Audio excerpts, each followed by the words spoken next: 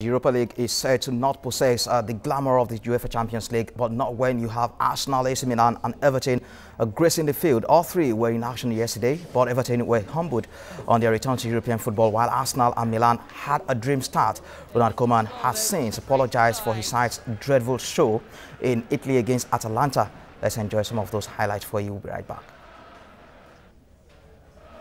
Time ball, but Don Calvert-Lewin couldn't get there. This is the goal, though, that separates the sides.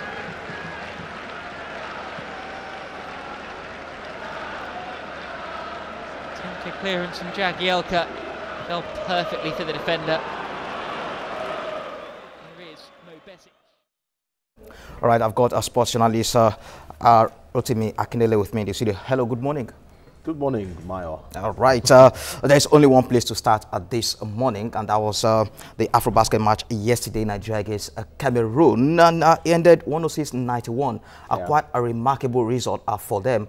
They bounced back from that defeat against DR Congo. Yeah, a good one for the Tigers. They had 3 days to rest and probably correct some of the lapses they've noticed in the group stages. And we saw the result yesterday. It was a topsy-turvy one, or let me say a topsy-turvy start to the game. But then the fourth quarter, we amassed 31 points, and that was enough to actually earn us 106 points in total. So good one for the guys. Ike Diogo has been fantastic. Onwamu as well. Deji Akindele, Akingbala. You know, quite a number of guys have decided to raise their game. We talked about them being possessing quality as individuals, but then collectively that's where the fear was, and I think gradually we're beginning to see that bond in the team. It was a good victory, but then going on to the next game, you mentioned Ike Diogo there. Yeah, it's been what the tournament the young man is having. It's been, you know, a revelation for the Nigerian team, and it's going to be key again today because they face Senegal in the semi-final. They are going to be facing a sterner test than they did against Cameroon. Sure. Senegal, before the start of the AfroBasket, were second in the power rankings, just behind Tunisia. Nigeria was third, and then Angola were fourth in that ranking. So this is going to be a tougher opposition, a tougher test, a battle of the physicals, because you have the Senegalese as well, very strong, very tall, very agile. They are very quick as well, good with three throws, with three-point throws and all of that. They also try to score more of their points from just outside the arc, and of course they get more from within the arc as well, even though that didn't happen in their game against Angola yesterday because it was pretty tough. But I think Nigeria should do enough. I just feel if we can go past Senegal, then we have a chance of defending the title. But that Senegal game,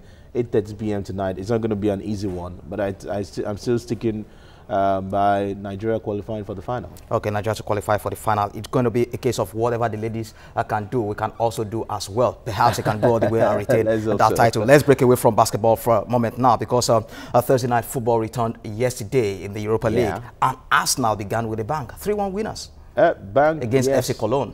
Yes, Cologne. I think the drama from the game was before, when you had 2,900 seats allocated to you as the away team, and then you came with 20,000 fans. But I mean, you must give credit to the stewards, police, and all of that for handling that situation. And then that was one of the reasons why the game was delayed by an hour before it kicked off at I think 9:15.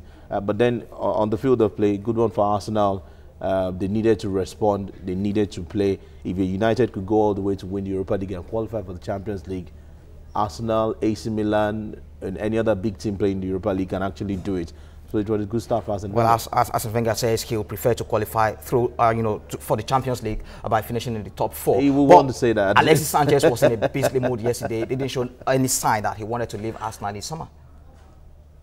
Well, depending on your own interpretation, maybe not my interpretation, but he has no choice, at least up until January. He should just enjoy his football with the Gunners, and let's see what happens in the transfer window in January. All right, Everton, what exactly is wrong with them?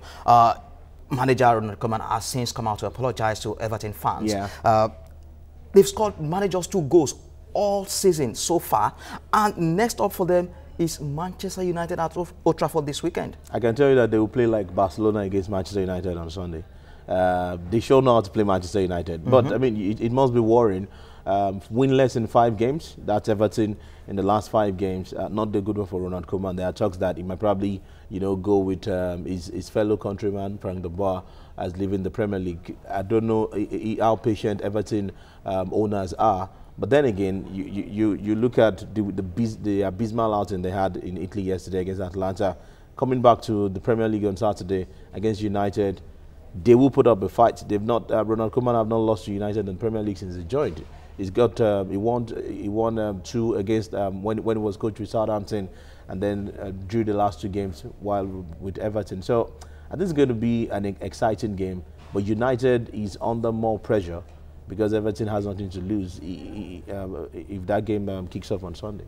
Well, what exactly should we pinpoint as the problem for Everton? Is it a case of signing too many players? Because they signed a lot of players, yeah. Some of them good quality as well. Yeah, good quality, but it will take time for... I mean, that's some of the problems we see when teams bring up quite a large number of players. It takes a while before these guys get to settle into the country, into the league, and all of that. And by the time you can't, get that bond going on as fast as you can, it begins to affect your result. Yes, they've only played 4 games in the Premier League. One might tell you it is still early days and all of that, but they need to start grinding out results, and I think it's going to take a while. Maybe we should leave them up until the end of September or probably early October. Everton, with all the new signings and all of that, might have done something, to actually bond well. But for now, Koeman will struggle with the fact that he's got a lot of new signings who are yet to really settle into the English Premier League.